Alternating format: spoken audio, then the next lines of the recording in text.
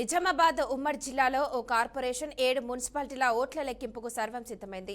Nizamabad polytechnic కళాశాలలో 60 డివిజన్లు ఓట్ల లెక్కింపుకు అధికారులు ఏర్పాట్లు పూర్తి చేశారు. ఇక ఒక్కో డివిజన్కు ఒక్కో టేబుల్గా మొత్తం 60 టేబుల్స్ ఏర్పాటు చేశారు. ఒక్కో రౌండ్లో 1000 ఓట్ల లెక్కింపు జరగనున్నాయి. ఆర్మూరు, బేంగల్, కామారెడ్డి, బాన్స్వాడ, ఎల్లారెడ్డి, బీచ్కుంద స్ట్రాంగ్ రూమ్ వద్ద పోలీసులు 3 అంచెల భద్రత ఏర్పాట్లు చేశారు. ఎన్నికల కౌంటింగ్కు సంబంధించి మరింత సమాచారం మా ప్రతినిధి రాజు అందిస్తారు. రాజు, ఓటి.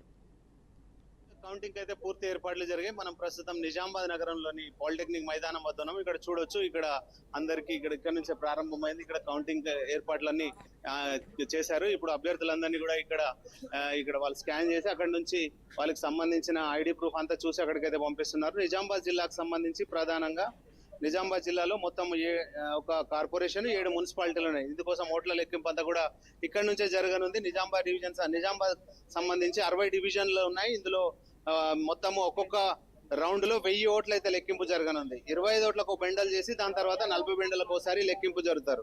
దాన్ని కూడా స్ట్రాంగ్ రూమ్ లో ఇప్పటికే భవితవ్యం అయితే స్ట్రాంగ్ రూమ్ లో ఇక్కడ ఉంది. ప్రస్తుతం బోధన్ నిజామాబాద్ సంబంధించి పాలిటెక్నిక్ మైదానంలో, అలాగే బోధన్ సంబంధించి విజయమేరి, ఆర్మూరు సంబంధించి అక్కడ డిగ్రీ కాలేజీలో, కామారెడ్డి సంబంధించి 49 వార్డులు ఉన్నాయి. అందులో ఎంసీ గోడౌన్లో అయితే ఓట్ల లెక్కింపు జరుగుతుంది. బాన్స్వాడకు సంబంధించి 19 వార్డులలో ఆర్కే కాలేజీలో జరుగుతుంది. ఎల్లారెడ్డి సంబంధించి 12 వార్డులున్నాయి. అందులో మోడల్ డిగ్రీ కాలేజ్ సంబంధించి అందులో జరుగుతుంది. పిచ్కుందలో 12 వార్డులకు సంబంధించి మార్కెట్ అడ్లో జరగనుంది. అయితే ఇందుకు సంబంధించి అధికారులు అయితే పూర్తి స్థాయి ఏర్పాట్లు చేశారు. ఉదయం 7 గంటల నుంచి లెక్కింపు అయితే జరగనుంది. మధ్యాహ్నం 2 గంటల వరకు పూర్తి కౌంటింగ్ సంబంధించి ఒక క్లారిటీ వచ్చేది.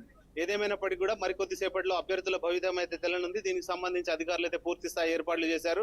ప్రతి దాచి కూడా కౌంట్ కి సంబంధించి ప్రతి 1 అవర్ కోసారి కూడా దానికి సంబంధించి సమాచారం వాళ్ళ వెబ్సైట్ లో కూడా పొందుపరచనున్నారు. ఇందుకు సంబంధించి మొత్తం ఎవరు కూడా మొబైల్ అలౌడ్ చేయట్లేదు. ఇక్కడే మొత్తం మొబైల్స్ అన్ని ఇక్కడ పెట్టేసి వెళ్లే విధంగా అయితే ఏర్పాటు చేశారు. ప్రతి ఒక్కరు కూడా ఇలాంటి ఇక్కడ గొడవలు కానీ ఇలాంటి తావు లేకుండా అన్ని ఏర్పాట్లు చేసినట్టు పోలీసు అధికారులు కట్టుదిట్టమైన భద్రత అయితే ఏర్పాటు చేశారు. ఇది నిజామాబాద్ జిల్లాలో పోలింగ్ కౌంటింగ్ సంబంధించిన తాజా పరిస్థితి.